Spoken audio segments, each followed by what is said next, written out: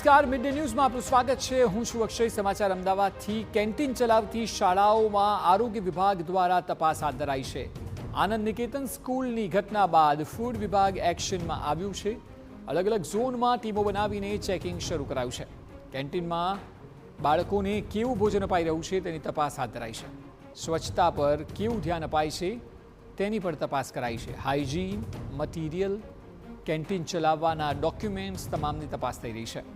શાળા સંચાલક મહામંડળે ફાસ્ટ ફૂડને લઈને સીએમને પત્ર લખ્યો હતો। અદાણી વિદ્યા મંદિર અને નારણપુરાની સેન્ટ ઝેવિયર્સ સ્કૂલમાં તપાસ થઈ રહી છે। એટલે તમામ જગ્યાએ તપાસ હાલ ફૂડને લઈને થઈ રહી છે કે કેવી ક્વોલિટી છે, ત્યાં સ્વચ્છતા છે કે નહીં, ત્યાં વિદ્યાર્થીઓના આરોગ્ય જળવાઈ રહે તે પ્રકારે કેન્ટીનમાં આયોજન છે કે નહીં।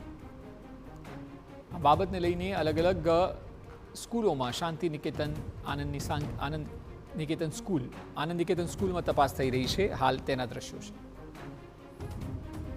આનંદ નિકેતનની ઘટના બાદ અમદાવાદ મહાનગરપાલિકાનો ફૂડ વિભાગ અત્યારે હાલ એક્શન મોડમાં જોવા મળી રહ્યો છે। અમદાવાદ શહેરની એવી શાળાઓ કે જેની પાસે કેન્ટીન છે, ત્યાં ભોજન કરવામાં આવે છે, એવી શાળાઓમાં જઈને હાલ તપાસ કરવામાં આવી રહી છે। આપ જોઈ રહ્યા છો કે કેવી રીતના આરોગ્ય વિભાગની ટીમ અત્યારે હાલ અહીંયા પહોંચી છે।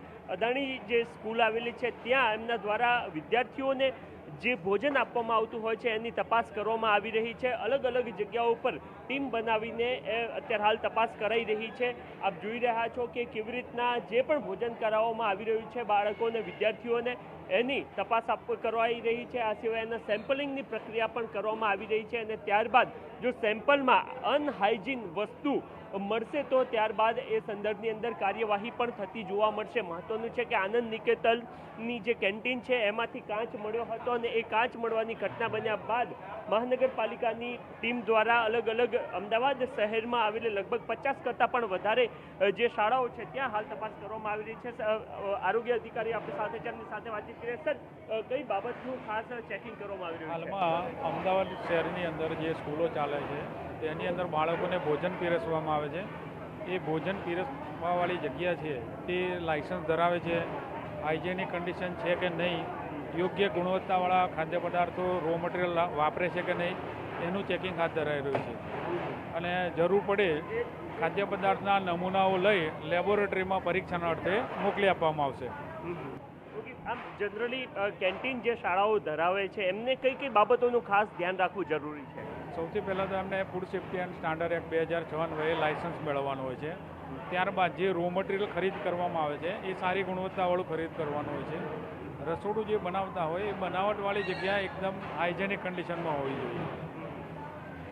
ઓકે, તો અત્યારે હાલ જે આરોગ્ય વિભાગની ટીમ છે એમના દ્વારા તપાસ કરવામાં આવી છે અને મોટાભાગની વસ્તુઓ જે નિયમો છે એ મુજબ થતી હોય એવું એમના પ્રાથમિક તપાસમાં સામે આવ્યું છે। તમામ સેમ્પલ લેવામાં આવે છે, કંઈ કંઈ અહીંયા વિદ્યાર્થીઓને જે પણ કંઈ ભોજન કરાવવામાં આવે છે એના સેમ્પલ લઈ લેવામાં આવ્યા છે અને એ લેબોરેટરીમાં મોકલી આપવામાં આવશે અને એ સેમ્પલ બાદ જો કંઈ વાંધાજનક વસ્તુઓ મળશે તો આરોગ્ય વિભાગની ટીમ દ્વારા શાળા સામે કાર્યવાહી પણ કરવામાં આવશે।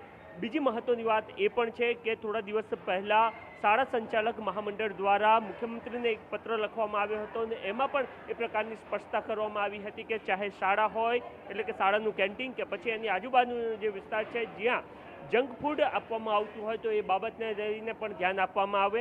અત્યારે હાલ મહાનગરપાલિકાની ટીમ દ્વારા જે કેન્ટીનોમાં તપાસ કરવામાં આવી રહી છે શાળાના, એમાં એ બાબતનું ખાસ ધ્યાન રાખવામાં આવી રહ્યું છે કે એની પાસે કેન્ટીન ચલાવવા માટેનું સર્ટિફિકેટ છે કે કેમ, આ સિવાય કેટલી હાઇજીન દાખવવામાં આવે છે અને એ સિવાય જે ભોજન આપવામાં આવે છે એની જે સામગ્રી છે એ કેવા પ્રકારની છે।